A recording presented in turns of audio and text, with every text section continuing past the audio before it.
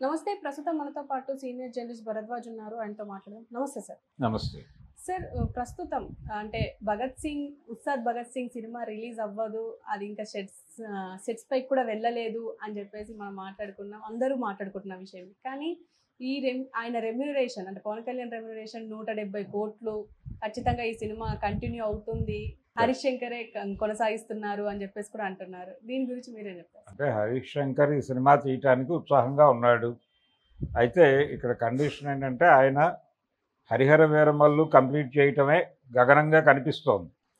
అయితే ఆయన ప్రొడ్యూసర్లను కూర్చోబెట్టి నేను ఈ ప్రాజెక్టులన్నీ కంప్లీట్ చేస్తానని చెప్పాడు, హామీ ఇచ్చాడు. నిన్న 2 days బ్యాక్ ఎప్పుడో కలిశాడు. వాళ్ళు కలిసి ఒక భరోసా ఇచ్చాడు, ఆందోళన పడకండి, మీ సినిమాలు కంప్లీట్ చేస్తాను అని. ఇదే మాట ఆయన పదవి చేపట్టిన రోజు కూడా చెప్పాడు. ఒక 3 నెలలు నేను చాలా కాన్షియస్గా దీని మీద ఉంటాను, ఆ తర్వాత మీకు నెమ్మదిగా ఫేజ్ మేనర్లో 3 కంప్లీట్ చేస్తానని ఆ రోజున చెప్పాడు ఆయన. కానీ అవ్వలేదు. సంవత్సరం అవుతోంది. ఇప్పటి వరకు ఆయన ఓజీ కోసం డేస్ కేటాయించారా లేదా అనేది తెలియదు. అయితే వీళ్ళు అక్కడే షూట్ చేయడానికి ప్రిపేర్ అయి ఉన్నారు. తాడేపల్లి ప్రాంతంలోనే సెట్స్ వేసుకుని ఓజీ బ్యాచ్ ఉంది. అలాగే వీళ్ళు కూడా ఆ ఏరియాలోనే ఉన్నారు, హరిహర వీరమల్లు కూడా. అయితే కావడం లేదు, అది షూట్ కావడం లేదు. ఇంకా 2 days 3 days చేయాల్సి ఉంది ఆయన ప్యాచ్ వర్క్. అది చేస్తారో చేయరో అనేటువంటి ఒక సందిగ్ధం నడుస్తోంది. ఆయన షూట్లో పాల్గొంటున్నట్లుగా ఎక్కడ ఏ రకమైనటువంటి వార్తలు లేవు, ఫొటోసు ప్రదర్శనలు అలాంటివి కూడా ఏం కనిపించట్లేదు. అందుకని ప్రజలకు అనుమానం ఉంది, ఈ ప్రాజెక్ట్ ఉంటుందా ఉండదా. అంటే ఇవి రెండు చాలా వరకు కంప్లీషన్ స్టేజ్లో ఉన్నాయి. వాళ్ళకి 15 రోజులు ఇస్తే సరిపోతుంది అంటున్నాడు ఆయన ఓజీకి. ఇక్కడ 3 రోజులు ఇచ్చినా 2 రోజులు ఇచ్చినా చాలు అంటున్నారు. అవి ఇవ్వకపోయినా ఇది కంప్లీట్ చేసి రిలీజ్ చేస్తారు, తప్పదు. ఇది హరిహర వీరమల్లు పార్ట్ 1 కాబట్టి ఇది రిలీజ్ చేసేసి మిగిలింది సెకండ్ పార్ట్లో చూసుకోండి అంటాడు ఆయన. సో అది పర్లేదు. కానీ అసలు ఇప్పటిదాకా సెట్స్ మీద సీరియస్గా వెళ్ళని సినిమా ఉస్తాద్ భగత్ సింగ్. అది కూడా అంటే ఎలక్షన్ కోసం ఆయన కొంత డబ్బులు ఖర్చు పెట్టాడు, దానిలో వాళ్ళ వాటా కూడా ఉంది అని అందరికీ తెలుసు. మైత్రి మూవీ మేకర్స్ నుంచి కూడా కొంత డబ్బులు ఎలక్షన్ ప్రచారం కోసం వచ్చినాయి. కాబట్టి ఆ సినిమా చేసి తీరాల్సినటువంటి ఒక పరిస్థితి ఉంది ఆయనకి.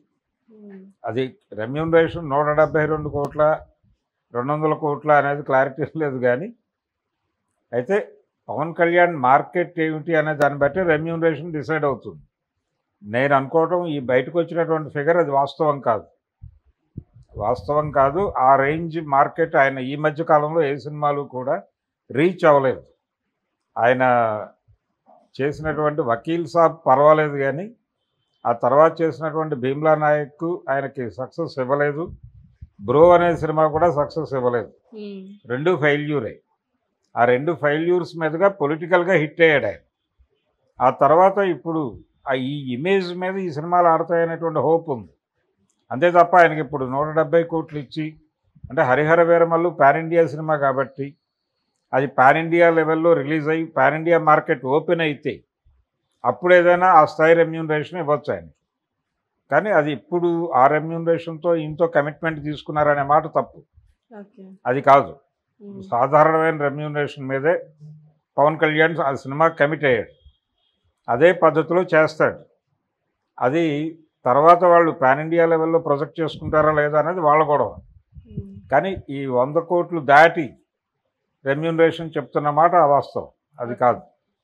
ఆయన ఆ సినిమా కంప్లీట్ చేస్తానన్న కమిట్మెంట్ అయితే ఇస్తూనే ఉన్నాడు. చేస్తాడా చేయగలడా లేదా అనేది అనుమానం.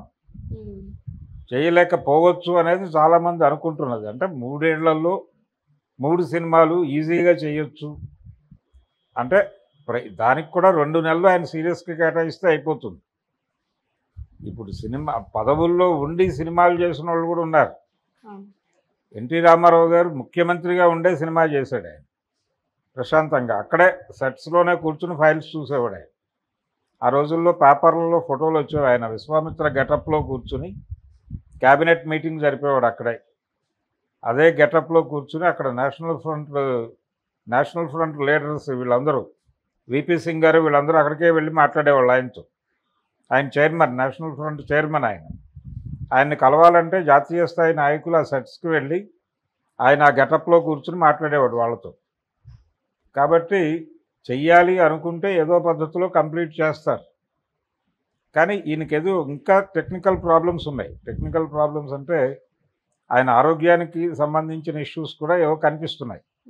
ఈ మధ్య కాలంలో ఆయన క్యాబినెట్ మీటింగ్లో కూడా చాలా ఇబ్బందికరంగా కూర్చుని మాట్లాడారు. అంటే ఫీవర్తో ఉన్నాడు ఆయన, సెలైన్ ఎక్కిస్తున్నారు ఓ పక్కన, ఇవన్నీ బయటకు వచ్చినాయి వార్తలు. అందుకని ఆయన హెల్త్ కూడా అంత సహకరిస్తున్నట్టుగా కనిపించడం లేదు. పైగా సమ్మర్, ఈ కండిషన్స్లో ఆయన చేస్తాను అని చెప్తున్నాడు. కానీ ఎంతవరకు ఈ 2 సినిమాలు కంప్లీట్ చేసేస్తే ఈ హరిహర వీరమల్లు, ఓజీ ఈ 2 ఒక దశకు వచ్చి ప్రమోషనల్ యాక్టివిటీ సీరియస్గా మొదలైతే కనీసం హరిహర వీరమల్లు రిలీజ్ అయితే కాన్ఫిడెన్స్ వస్తుంది జనాలకి. పవన్ కళ్యాణ్ సినిమాలు చేస్తున్నాడు పవర్లో ఉన్నప్పటికీ అని ఆ కాన్ఫిడెన్స్ వచ్చిన తర్వాత ఈ మాట నమ్ముతారు. ఏది ఉస్తాద్ భగత్ సింగ్ ఉంది అని. ఇప్పుడు ఉంది అని చెప్పినా, అధికార ప్రకటన వచ్చినా నమ్మే పరిస్థితుల్లో జనాలు లేరు. చూద్దాంలే, ఆయన అలాగే చెప్తాడు, అప్పుడు అలాగే చెప్పాడు కదా అంటున్నారు. 3 నెలల తర్వాత నేను షూటింగ్స్ అన్నాడు ఆయన. 3 నెలలు కాదు, సంవత్సరం అయింది.